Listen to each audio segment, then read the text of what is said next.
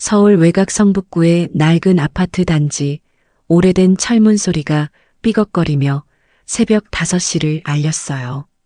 72세 김순자 할머니는 어김없이 눈을 떴습니다. 무릎 관절이 시큰거리지만 일어나야 해요. 오늘도 손주들이 올 거거든요. 할머니, 우리 왔어요. 큰아들 민수의 아이들인 지은이와 준호가 현관문을 벌컥 열고 들어왔어요. 9살 지은이와 7살 준호는 순자에게 달려와 안기며 제잘거렸습니다. 할머니, 오늘 뭐 해줄 거예요? 할머니 손이 최고예요. 순자는 아이들을 꼭 안으며 미소를 지었어요. 이 순간만큼은 외로움이 사라지거든요. 하지만 큰 며느리 영희는 바쁘다는 듯 인사만 대충 하고 서둘러 나갔습니다. 어머니, 아이들 좀 부탁드려요. 저녁에 늦게 올 거예요. 순자는 고개를 끄덕였어요. 무슨 말을 더 하겠어요. 이런 일이 벌써 3년째인데 말이에요. 아이들과 함께하는 시간은 행복했습니다. 순자는 지은이에게 한글을 가르쳐주고 준호와는 블록놀이를 했어요. 점심때가 되자 부엌에서 김치찌개를 끓이며 옛날 이야기를 들려주었습니다. 할머니가 어렸을 때는 말이야, 1950년대에는 텔레비전도 없었단다. 라디오에서 나오는 트로트 가요를 들으며 살았지. 정말요? 그럼 뭐하고 놀았어요? 고무줄놀이, 딱지치기. 그런 걸 하며 놀았지. 지금처럼 좋은 장난감은 없었어도 재미있었단다. 오후가 되자 둘째 아들 영수의 딸 수민이도 왔어요. 5살 수민이는 순자를 보자마자 울음을 터뜨렸습니다. 엄마가 안 와요. 할머니, 엄마 언제 와요? 순자는 수민이를 달래며 가슴이 먹먹해졌어요. 둘째 며느리 미경이는 요즘 취업 준비로 바빠서 수민이를 맡기고 가는 일이 잦았거든요. 저녁 6시가 넘어서야 영희가 나타났어요. 지친 표정으로 아이들을 데리러 온 영희는 순자에게 고마움보다는 미안함을 표했습니다. 어머니, 정말 죄송해요. 요즘 회사 일이 너무 바빠서. 괜찮다, 괜찮아. 애들 돌보는 게 뭐가 힘들겠어. 하지만 순자의 마음속은 복잡했어요.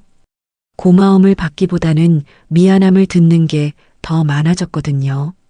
밤이 되자 집은 다시 조용해졌습니다. 순자는 혼자 저녁을 먹으며 텔레비전을 켰어요. 옛날 드라마 재방송이 나오고 있었죠. 화면 속 가족들은 모두 둘러앉아 정겨운 저녁을 먹고 있었어요. 우리 집도 예전엔 저랬는데. 순자는 과거를 떠올렸습니다. 민수와 영수가 어렸을 때 온 가족이 둘러앉아 저녁을 먹던 모습 말이에요. 그때는 비록 가난했지만 따뜻했어요. 남편 철수가 공장에서 돌아오면 아이들이 달려가 안기고 순자는 된장찌개를 끓여 상을 차렸죠. 하지만 남편은 10년 전에 세상을 떠났고 아이들은 각자의 삶에 바빠졌어요. 명절이나 생일 때나 얼굴을 보는 게 전부였습니다. 내가 없으면 저 애들은 누가 돌보겠어. 그래, 조금 힘들어도 버텨야지. 순자는 스스로를 다독이며 잠자리에 들었어요. 하지만 가슴 한구석의 서늘함은 쉽게 가라앉지 않았습니다. 손주들을 돌보는 일만이 유일한 보람이지만 그 보람조차 점점 무거워지고 있었거든요. 새벽이 되자 또다시 무릎이 아파 잠을 깼어요. 순자는 침대에 누워 천장을 바라보며 생각했습니다. 내일도 모레도 이런 하루가 계속될 거라고 말이에요. 챕터 2 균열의 시작. 봄이 지나고 여름이 왔어요. 순자의 무릎 통증은 더욱 심해졌고 혈압약도 하나 더 늘었습니다. 하지만 손주들 돌보는 일은 멈출 수 없었어요. 오히려 더 바빠졌거든요. 할머니, 지은이가 학원 가야 해요. 데려다 주실 수 있죠? 영희는 당연하다는 듯 부탁했어요. 순자는 무거운 몸을 이끌고 지은이 손을 잡고 학원까지 걸어갔습니다. 오르막길이 이렇게 힘든 줄 몰랐어요. 숨이 차고 다리가 후들거렸지만 참았어요. 할머니, 괜찮으세요? 얼굴이 하얘졌어요. 괜찮다, 지은아. 할머니는 괜찮아. 하지만 괜찮지 않았어요. 집에 돌아와서는 한참 동안 소파에 앉아 숨을 고르고 있어야 했거든요. 그날 저녁 막내 아들 영수가 예고 없이 찾아왔어요. 35살 영수는 최근에 이혼하고 혼자 살고 있었습니다. 순자는 반가워하며 저녁을 차려줬어요. 영수야, 밥 먹었니? 엄마가 김치찌개 끓여줄게. 엄마 앉아 계세요. 제가 라면이라도 끓여 먹을게요. 영수는 어머니의 얼굴을 자세히 들여다봤어요. 예전보다 많이 야위었고 걸음걸이도 느려진 게 눈에 띄었거든요. 엄마, 요즘 몸이 많이 안 좋으신 것 같은데. 아니야, 괜찮아. 나이 먹으면 다 그런 거지 뭐. 형수들이 너무 아이들만 맡기고 가는 거 아니에요? 엄마도 이제 70이 넘으셨는데. 순자는 당황했어요. 영수가 이런 말을 한 적이 없었거든요. 뭔 소리야. 손주 돌보는 게 할머니 일이지. 그리고 너희들도 다 바쁜데 뭐. 그래도 엄마 몸이 먼저죠. 형들한테 얘기해 볼게요. 안 돼. 괜히 집안에 말썽 만들지 마라. 며칠 후 민수가 찾아왔어요. 큰아들 민수는 42살로 회사에서 과장을 하고 있었습니다. 평소보다 심각한 표정이었어요. 엄마, 영수한테 들었는데 요즘 몸이 많이 힘드시죠? 아니야, 괜찮다고 했잖아. 엄마, 솔직히 말씀해 주세요. 우리가 너무 의존하고 있는 거 아닌가요? 순자는 갑자기 마음이 복잡해졌어요. 그동안 참아왔던 것들이 목구멍까지 올라왔거든요. 그래도 애들이 할머니를 좋아하는데 엄마 건강이 더 중요해요. 우리도 다른 방법을 생각해 봐야겠어요. 그날 밤 순자는 잠을 이루지 못했어요. 아들들의 말이 계속 머릿속을 맴돌았거든요. 다른 방법이라니, 그럼 이제 나는 필요 없다는 건가? 다음 주 어느 날 영수가 또 찾아왔어요. 이번에는 수민이도 함께였죠. 엄마, 저희가 얘기해 봤는데 사실 좀 부담을 드리고 있었던 것 같아요. 무슨 부담? 아이들 돌보는 것 말이에요. 엄마도 이제 좀 쉬셨으면 좋겠어요. 순자의 마음은 무너져 내렸어요. 그동안 자신의 존재 가치라고 여겼던 것이 사라지는 느낌이었거든요. 그럼 나는 이제 뭐라고 살라는 거니? 엄마, 그런 뜻이 아니에요. 엄마 인생도 소중하잖아요. 엄마만의 시간을 가지시라는 거예요. 내가 이만큼 희생했는데 이젠 나도 좀 돌봄을 받아야 하는 거 아니야? 영수는 어머니의 말에 당황했어요. 순자가 이렇게 직접적으로 자신의 마음을 표현한 적이 없었거든요. 엄마, 물론이죠. 우리가 엄마를 모셔야죠. 하지만 순자는 영수의 말에서 진심을 느끼지 못했어요. 의무감으로 하는 말 같았거든요. 그날 밤 순자는 거울 앞에 섰어요. 주름진 얼굴과 굽은 등, 그리고 지친 눈빛이 보였습니다. 나도 한때는 젊었는데 언제 이렇게 늙었지? 순자는 생각했어요. 72년 동안 살면서 남편을 위해, 자식을 위해, 손주를 위해 살아왔는데 정작 자신을 위해서는 뭘 했는지 모르겠다고 말이에요. 이제라도 나를 위해 살아봐야 하나? 그 순간 순자의 마음속에서 무언가가 꿈틀거렸어요. 지금까지 경험해보지 못한 새로운 감정이었죠. 혼자만의 외로운 싸움이 시작되려 하고 있었습니다. 순자는 집 앞 한양공원을 산책하다가 우연히 현수막을 발견했어요. 성북구 노인복지센터 마이너스 어르신들의 행복한 노후를 위하여라고 쓰여 있었죠. 그동안은 그냥 지나쳤는데 이상하게 오늘은 발걸음이 멈춰졌어요. 나도 한번 가볼까? 복지센터는 생각보다 밝고 깨끗했습니다. 로비에는 같은 또래의 어르신들이 삼삼오오 모여 앉아 이야기를 나누고 있었어요. 어르신, 처음 오셨나요? 젊은 사회복지사 김미영이 다가왔어요. 20대 후반으로 보이는 미영은 따뜻한 미소를 지으며 순자를 맞았습니다. 네. 그냥 구경 좀 하려고요. 어떤 프로그램에 관심이 있으세요? 노래교실, 서예교실, 요가교실 등 다양한 프로그램이 있어요. 순자는 망설였어요. 이런 곳에 와본 적이 없었거든요. 상담실에서 천천히 얘기해 볼까요? 상담실에서 미영은 순자의 이야기를 들어줬어요. 손주 돌봄에 지친 이야기, 자식들과의 갈등, 그리고 혼자라는 외로움까지 말이에요. 순자 어르신, 충분히 이해돼요. 많은 분들이 비슷한 고민을 하세요. 정말요?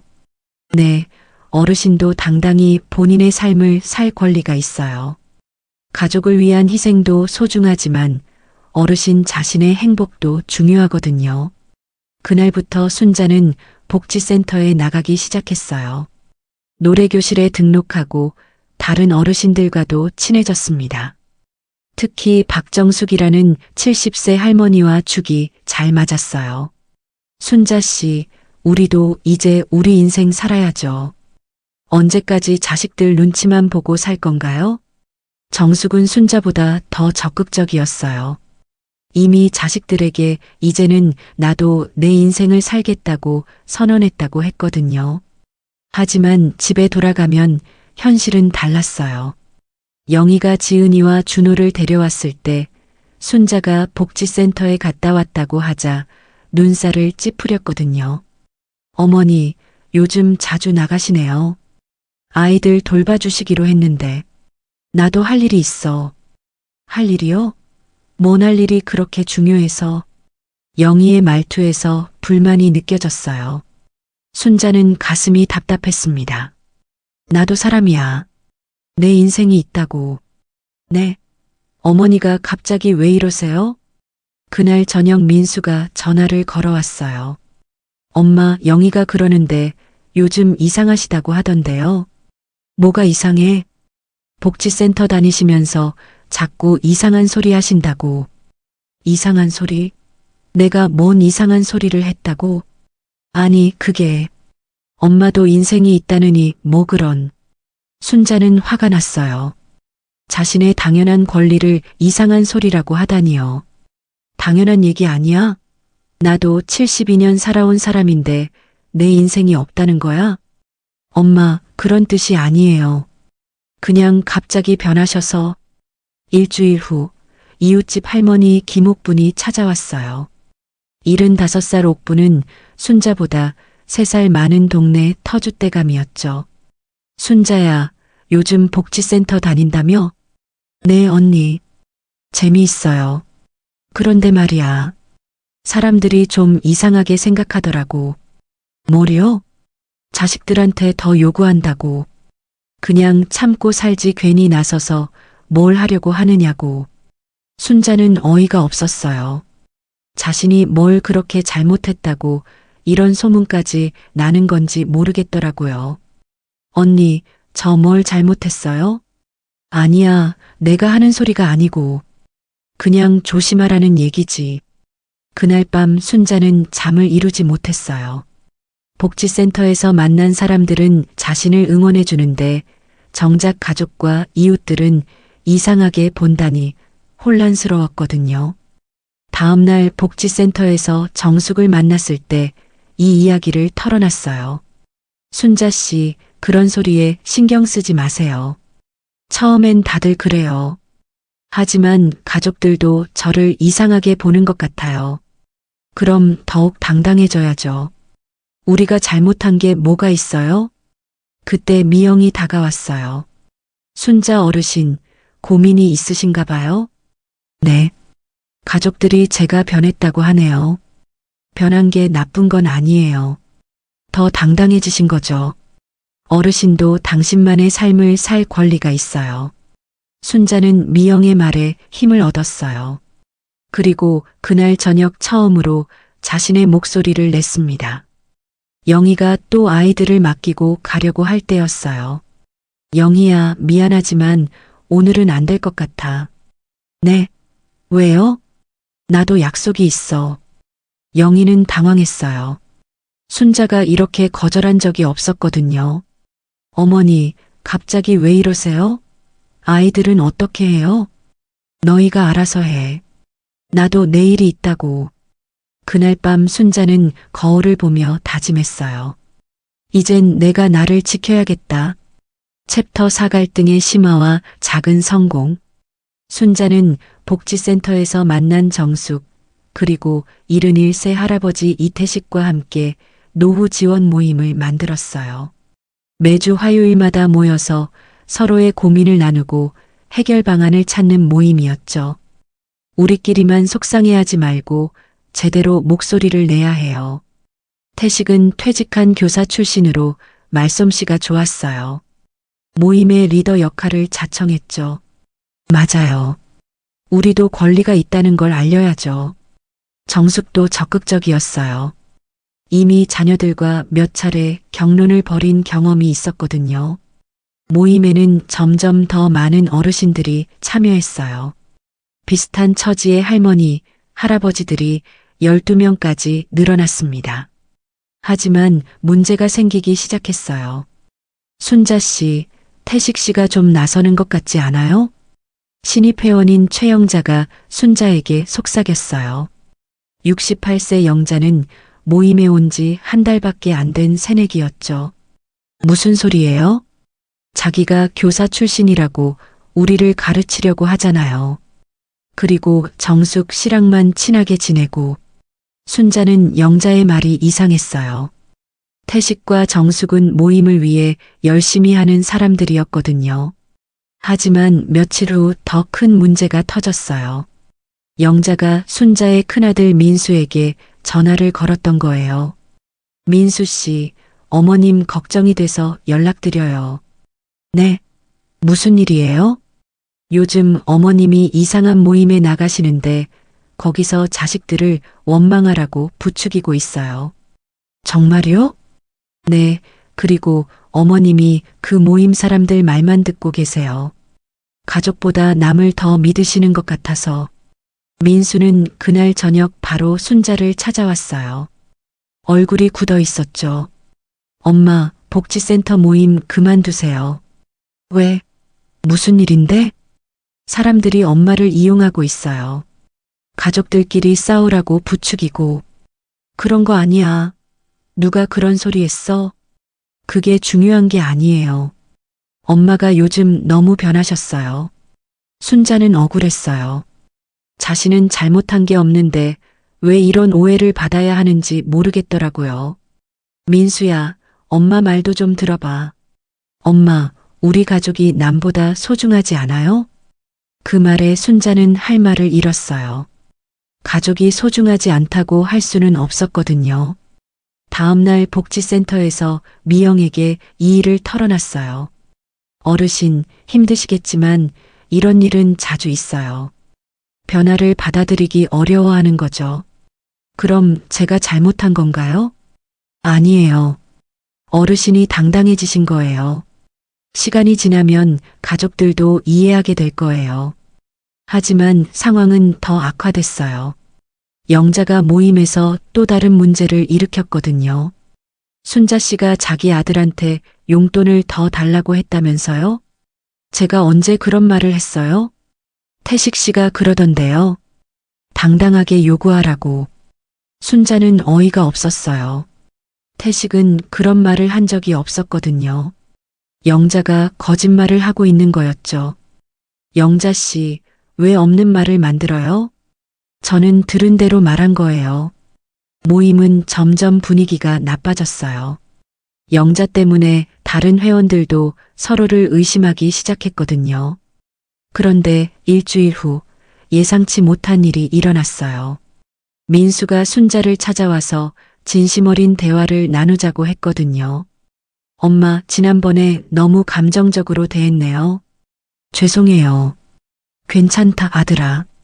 엄마 말씀도 들어보고 싶어요. 요즘 어떤 기분이신지. 순자는 가슴이 뭉클했어요. 민수가 이렇게 자신의 마음을 물어본 게 언제였는지 기억도 안 났거든요. 민수야, 엄마가 그동안 많이 외로웠어. 네. 너희들 다 키우고 손주들까지 돌보면서 나도 모르게 내 인생이 없어진 것 같았어. 민수는 어머니의 말을 조용히 들었어요. 할머니, 그동안 몰랐어요. 너무 힘드셨겠네요. 아니야, 너희들이 잘 살면 되는 거지. 하지만 가끔은 나도 인정받고 싶더라. 당연하죠. 엄마가 우리를 위해 얼마나 많은 희생을 하셨는데. 그날 저녁 민수는 영희와 진지한 대화를 나눴어요. 그리고 며칠 후 순자에게 찾아와서 말했죠. 엄마, 앞으로는 아이들 돌봄을 좀 줄이고 엄마만의 시간을 가지세요. 정말이니? 네, 그리고 복지센터 모임도 계속 다니세요. 단 좋은 사람들하고만 어울리시고요. 순자는 기뻤어요. 처음으로 자식이 자신의 마음을 이해해준다는 느낌이 들었거든요. 하지만 영자는 여전히 문제였어요. 모임에서 계속 이상한 소문을 퍼뜨리고 있었거든요. 순자는 태식, 정숙과 상의해서 영자에게 모임을 그만두라고 통보했어요. 우리는 서로를 도우려고 만든 모임이에요. 방해하시면 안 돼요.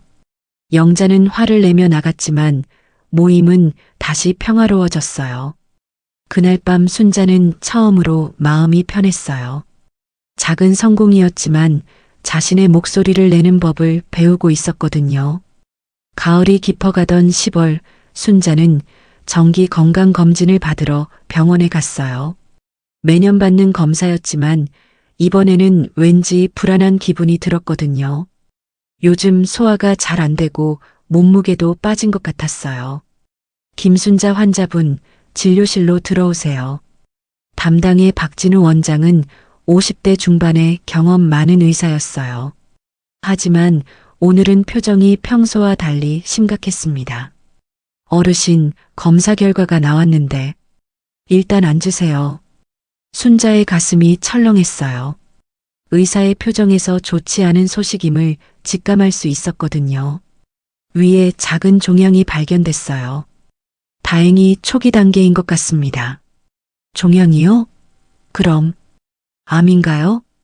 정확한 진단을 위해 조직 검사를 해봐야겠어요. 너무 걱정하지 마세요. 초기라면 충분히 치료 가능합니다. 순자는 머릿속이 하얘졌어요. 암이라니. 평생 건강하게 살아왔는데 이제 와서 이런 일이 생기다니요. 집에 돌아와서 한참을 멍하니 앉아 있었어요. 누구에게 먼저 말해야 할지 아니면 말해야 하는 건지 혼란스러웠거든요. 결국 둘째 영수에게 전화를 걸었어요. 영수야, 엄마인데.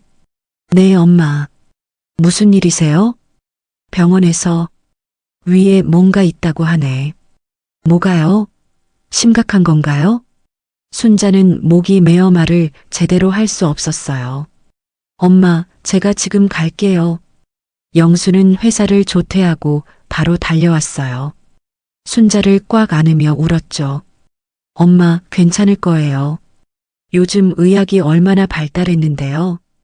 영수야, 엄마가 죽으면. 그런 소리 하지 마세요. 초기라고 했잖아요.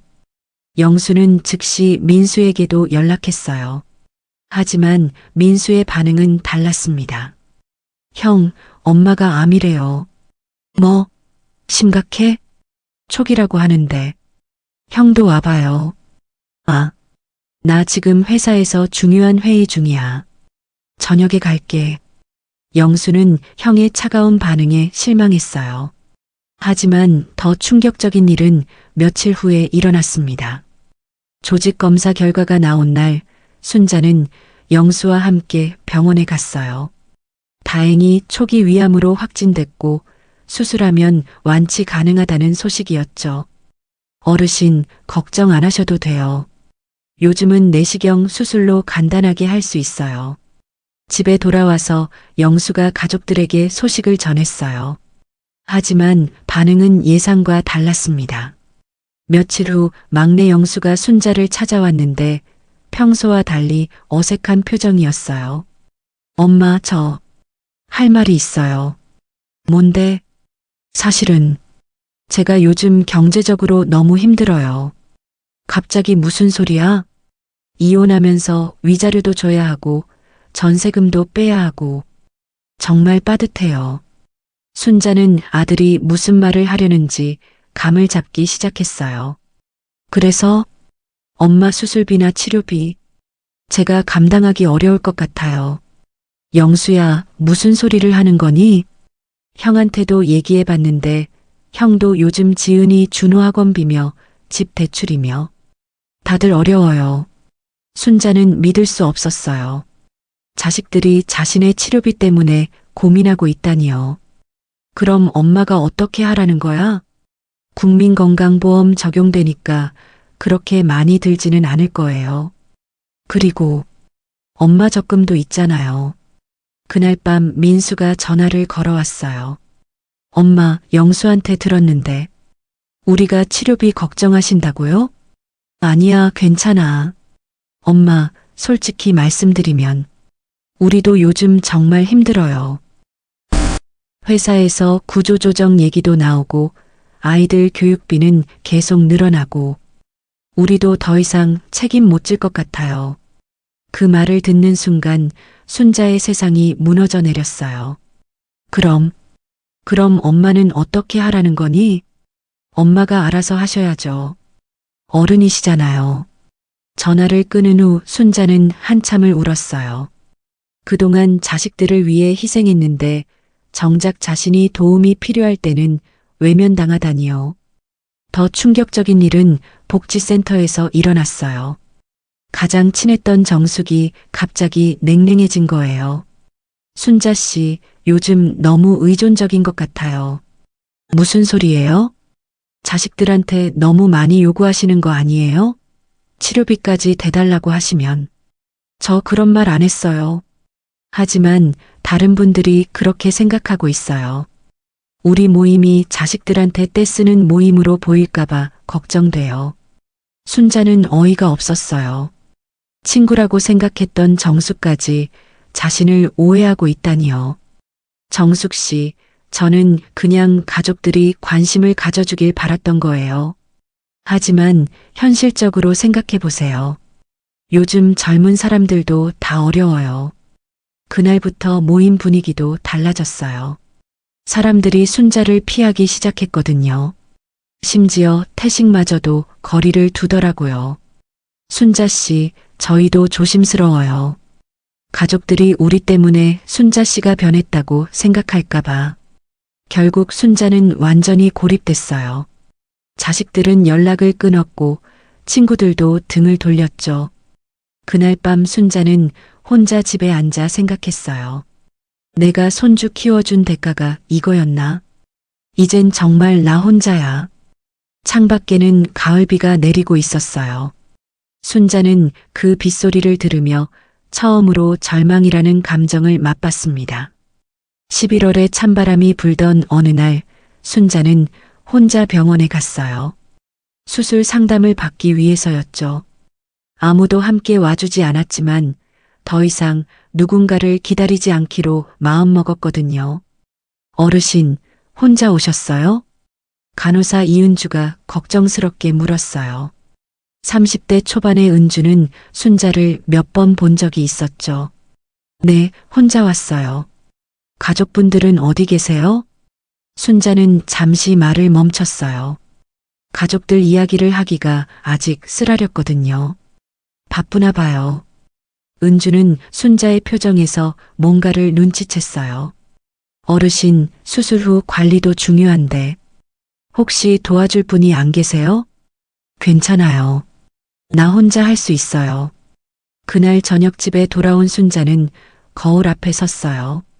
주름진 얼굴과 야윈 모습이 보였지만 예전과는 다른 무언가가 있었어요. 이제는 정말 나 혼자구나. 하지만 이상하게 무섭지 않았어요. 오히려 홀가분한 기분이 들었거든요. 그래, 이제부터는 나를 위해 살아보자. 다음 날 순자는 복지센터를 찾아갔어요. 미영이 반갑게 맞아줬죠. 어르신, 요즘 어떻게 지내세요? 별로 안 좋아요. 모든 사람이 저를 외면하네요. 힘드시겠어요. 상담실에서 얘기해 볼까요? 상담실에서 순자는 그동안의 일들을 털어놨어요. 암 진단, 자식들의 외면, 친구들의 배신까지 모든 걸 말했죠. 어르신 많이 힘드셨겠어요. 네. 이제는 정말 아무도 없는 것 같아요. 하지만 어르신은 지금까지 잘 견뎌오셨잖아요. 견딘 게 아니라 억지로 참은 거죠. 미영은 잠시 생각하더니 말했어요. 어르신, 혹시 희생만으로 사랑을 기대하는 건 아니었을까요? 무슨 뜻이에요? 자식들을 위해 희생하시면서 그 대가로 사랑받기를 바라셨던 건 아닐까요? 순자는 미영의 말에 충격을 받았어요. 정확히 자신의 마음을 짚어낸 것 같았거든요. 그럼 제가 잘못한 건가요? 잘못이 아니에요. 하지만 진정한 사랑은 조건이 없어야 하죠. 어르신도 조건 없이 자신을 사랑해 보세요. 제가 저를 사랑한다고요? 네, 어르신의 행복도 중요해요. 다른 사람을 위해서가 아니라 어르신 자신을 위해서 말이에요. 그날 밤 순자는 미영의 말을 곰곰이 생각해 봤어요. 72년 동안 살면서 정작 자신을 위해 뭘 했는지 떠올려 봤죠. 남편을 위해, 자식을 위해, 손주를 위해. 정말 나를 위해서는 아무것도 안 했네. 다음 날부터 순자는 달라지기 시작했어요. 우선 수술 준비를 혼자서 체계적으로 했어요. 필요한 서류들을 정리하고 수술 후 식단도 미리 계획했죠. 복지센터에서 알게 된 새로운 친구들도 생겼어요. 특히 65세 최순이라는 할머니와 죽이 잘 맞았어요. 순자 언니, 저도 비슷한 경험이 있어요. 순이는 유방암을 혼자 이겨낸 경험이 있었어요. 처음엔 서러웠는데 나중에 보니 오히려 좋았어요. 눈치 안 보고 내 맘대로 치료받을 수 있었거든요. 정말요? 네, 그리고 병 걸리고 나서 오히려 더 당당해졌어요. 내 건강이 최우선이라는 걸 깨달았거든요. 순자는 순이의 말에서 위로를 받았어요. 자신만 이런 경험을 하는 게 아니라는 걸 알았거든요. 어느 날 순자는 법률 상담을 받으러 갔어요. 복지센터에서 소개받은 변호사 김지연을 만났죠. 어르신, 자녀의 부양 의무에 대해 궁금하시다고요? 네, 제가 병에 걸렸는데 아이들이 치료비를 안 준다고 해서요. 지연은 친절하게 설명해 줬어요. 법적으로는 자녀에게 부양 의무가 있어요. 하지만 강제로 할 수는 없죠. 그럼 저는 어떻게 해야 해요? 우선 국가 지원을 받으실 수 있는지 알아봐야겠어요. 그리고 어르신께서 경제적으로 자립할 방법도 찾아보고요. 순자는 그날부터 자립 계획을 세우기 시작했어요. 적금을 정리하고 국가 지원금을 신청하고 수술 후 재활 계획도 세웠죠. 내가 먼저 나를 사랑해야 이 세상도 나를 사랑할 거야. 순자는 매일 아침 거울을 보며 이렇게 말했어요. 처음엔 어색했지만 점점 자연스러워졌죠. 복지센터에서는 자서전 쓰기 프로그램에 참여했어요. 자신의 인생을 돌아보며 글로 쓰는 시간이었죠. 저는 김순자입니다. 1953년에 태어나서 글을 쓰면서 순자는 자신의 인생을 객관적으로 바라볼 수 있었어요. 희생도 많이 했지만 나름대로 의미 있는 삶을 살아왔다는 걸 깨달았거든요. 수술을 일주일 앞둔 날 순자는 혼자 공원을 산책했어요. 단풍이 물든 나무들이 아름다웠죠. 나무도 계절마다 변하는데 사람이 변하면 안 될 이유가 있나? 순자는 처음으로 변화를 두려워하지 않게 됐어요. 오히려 기대가 됐죠. 그날 밤 순자는 일기를 썼어요. 오늘부터 나는 김순자로 산다.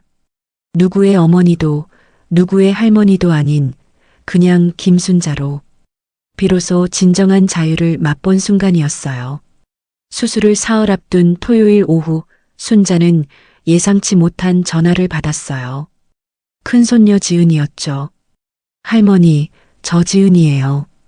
지은아? 어떻게 전화를 했니? 할머니, 아픈 거 맞아요? 엄마 아빠가 이상한 얘기를 하는데. 순자는 가슴이 뭉클했어요. 10살 지은이가 자신을 걱정하고 있다니요. 지은아, 할머니는 괜찮단다. 정말요? 그럼 왜 아빠가 할머니랑 안 만난다고 해요? 그날 저녁 순자는 결심했어요. 더 이상 피하지 말고 가족들과 정면으로 마주해 보기로 말이에요. 일요일 아침 순자는 민수와 영수에게 문자를 보냈어요. 오늘 오후 3시에 집으로 와라. 할 말이 있다. 평소 같으면 올 수 있으면 와달라고 조심스럽게 부탁했을 텐데 이번에는 달랐어요. 민수가 먼저 전화를 걸어왔어요. 엄마, 갑자기 왜 그러세요? 와서 얘기하자. 저희도 바쁜데. 바쁘면 바쁜 대로, 안 바쁘면 안 바쁜 대로 와라. 마지막 일 수도 있으니까. 순자의 단호한 말투에 민수는 더 이상 뭐라고 할 수 없었어요. 오후 3시 정각, 민수와 영수가 찾아왔어요. 민수는 영희와 함께, 영수는 혼자 왔죠. 모두 어색한 표정이었어요. 앉아라, 다들. 순자는 평소와 달리 차나 과자를 내오지 않았어요. 바로 본론으로 들어갔죠. 너희들에게 할 말이 있어서 불렀다. 엄마, 뭔 일이에요? 내가 72년 살면서 처음으로 너희들에게 진짜 하고 싶은 말을 하려고 한다. 순자는 심호흡을 하고 말을 이어갔어요. 나는 그동안 외로웠다. 너희 아버지 돌아가신 후로 10년 동안 정말 외로웠어. 엄마, 말 끊지 마라. 끝까지 들어. 순자의 목소리에는 지금까지 보지 못한 힘이 있었어요. 손주들 돌보는 것도 좋았지만 가끔은 나도 돌봄받고 싶었어. 아플 때 옆에 있어주는 사람, 속상할 때 위로해주는 사람이 있었으면 좋겠다고 생각했지. 영수가 고개를 떨어뜨렸어요. 그런데 내가 정말 도움이 필요할 때 너희들은 모두 외면했어. 치료비가 부담된다고 더 이상 책임질 수 없다고 했지. 영희가 변명하려고 했어요. 어머니, 그게. 영희야, 너도 마찬가지야. 아이들 맡기기만 하고 나한테는 관심도 없었잖아. 순자는 그동안 참았던 모든 감정을 쏟아냈어요. 나도 사람이야. 희생만 하는 기계가 아니라고. 인정받고 싶고 사랑받고 싶은 평범한 사람이란 말이야. 그때 민수가 갑자기 소리를 질렀어요. 엄마도 우리 사정을 좀 이해해 주세요. 뭔 사정? 회사에서 구조조정이 진짜 진행되고 있어요. 언제 잘릴지 모르는 상황이라고요. 그런 거 나도 안다. 하지만 그게 나를 외면할 이유가 되나? 그게 아니라. 그때 영희가 갑자기 울음을 터뜨렸어요. 어머니, 사실은 저희 집에 큰 문제가 있어요. 무슨 문제? 민수 오빠 회사가 정말 어려워졌어요. 이미 몇 달째 월급도 제대로 못 받고 있고 민수가 영희를 말렸지만 영희는 계속 말했어요. 그리고 지은이가 학습 장애가 있대요. 특수 치료를 받아야 한다고 해서 돈이 정말 많이 들어요. 순자는 깜짝 놀랐어요. 그런 일이 있었는지 전혀 몰랐거든요. 그런 일이 있었다고? 왜 말을 안 했어? 어머니한테 걱정 끼치기 싫어서. 이번에는 영수가 입을 열었어요. 엄마, 저도 사실 숨긴 게 있어요. 뭔데? 이혼할 때 수민이 양육권을 전 처한테 뺏겼어요. 뭐라고? 제가 경제적으로 불안정하다고 해서 한 달에 한 번밖에 못 만나요. 순자는 충격을 받았어요. 자식들이 이렇게 힘든 일을 겪고 있었는데 자신은 전혀 몰랐던 거예요. 왜 말을 안 했니?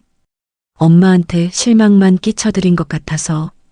그리고 엄마도 워낙 복지센터 일로 바쁘셔서 민수가 덧붙였어요.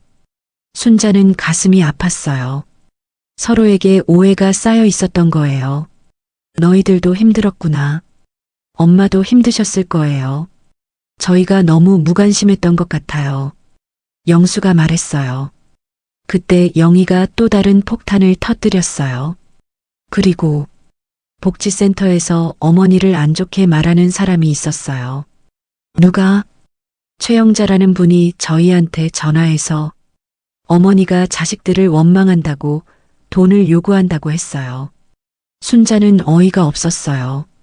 영자가 그런 짓까지 했다니요. 그 말을 믿었니?